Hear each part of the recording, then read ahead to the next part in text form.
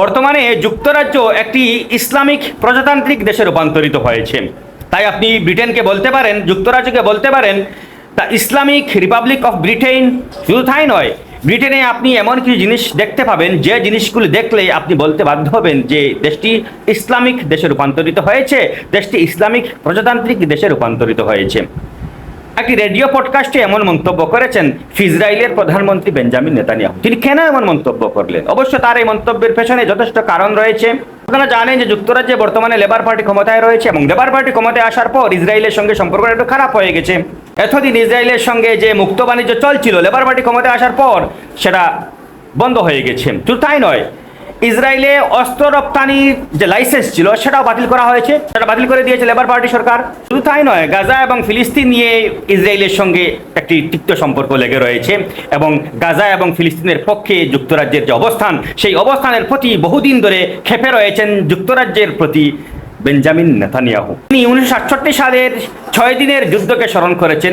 ওই সময় যুক্তরাজ্যের ব্রিটেনের যে সংবাদ মাধ্যম ছিল তারা কিন্তু ইসরায়েলপন্থী ছিল, তারা চমৎকার পরিবেশন করতো ইসরায়েলের হয়ে সংবাদ, কিন্তু এটা বর্তমানে নেই। বর্তমানে যুক্তরাজ্যের যে সংবাদ মাধ্যম রয়েছে তারা অহরহ ইসরায়েলের সমালোচনা করে চলেছে, যার কারণে এর প্রতি নিজের ক্ষোভ প্রকাশ করেছেন বেঞ্জামিন নেতানিয়াহু। তিনি কটাক্ষ করেছেন যে বর্তমানে ব্রিটেন একটি ইসলামিক প্রজাতান্ত্রিক দেশে রূপান্তরিত হয়েছে। তার এই মন্তব্যের কারণে বিশ্বজুড়ে একটি চর্চার জন্ম দিয়েছে। এমনকি যুক্তরাজ্যের যারা ইহুদি আছেন তারাও বলছেন, প্রগতিশীল ইহুদি, তারা বলছেন যে বেঞ্জামিন নেতানিয়াহু ইহুদিদের প্রতিনিধিত্ব করেন না। তারা বলছেন যে এটা একটা ইসলামোফোবিক মন্তব্য তার। শুধু তাই নয়, যুক্তরাজ্য এবং লেবার পার্টি ইসরায়েলের বিরুদ্ধে আরও বেশ কিছু পদক্ষেপ নিয়েছে, ইসরায়েলের ডানপন্থী নেতাদের নিষিদ্ধ ঘোষণা করেছে। এই সময় বেঞ্জামিন নেতানিয়াহু স্মরণ করেছেন র্যান্ডলফ চার্চিলকে, যিনি উইনস্টন চার্চিলের ছেলে ছিলেন। তিনি একজন লেখক ছিলেন, সাংবাদিক ছিলেন। 6 দিনের যে যুদ্ধ 1968 সালে আরব বিশ্বের সঙ্গে ইসরায়েলের চলছিল, সে সময় তিনি একটি বই লিখেছিলেন 6 দিনের যুদ্ধ বলে, এবং এই বইয়ে তিনি ইসরায়েলের পক্ষ নিয়ে কথা বলেছেন।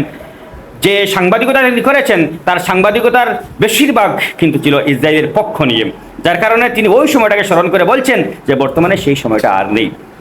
আপনারা জানেন যে বর্তমানে একদম একা হয়ে পড়েছেন বেঞ্জামিন নেতানিয়াহু, কেননা সামনেই রয়েছে নির্বাচন এবং ওই নির্বাচনে তাকে জিততে হবে, কিন্তু তার জেতা কিন্তু অনিশ্চয়তার মধ্যে পড়ে গেছে।